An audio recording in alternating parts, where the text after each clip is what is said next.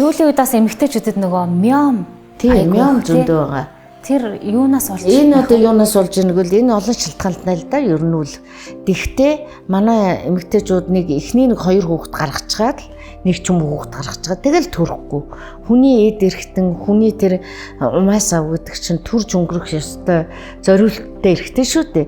Тэрийг тэгээд гормоналны янз бүрийн юмар дарж дарангуулад тэгээд хүүхдээ гаргахгүй удах ч юм уу тий бас одоо гормон янз бүрийн өөрчлөлтүүдээс болно.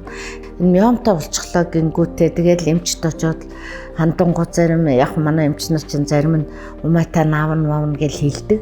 Одоо бол тэхгүй болсон. Одоо бол аль болох эргэтэн хадгалах тийм эмчилгээ хийх тийм шат руугаа орцсон байгаа.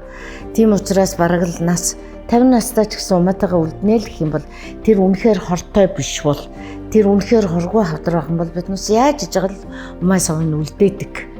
Ер нь сүүлийн үеийн одоо шинжлэх ухаан сүүлийн үеийн хөгжиж байгаа газрууд бол ер нь бол умааг авахгүй тал дээрээ л ер нь байдаг.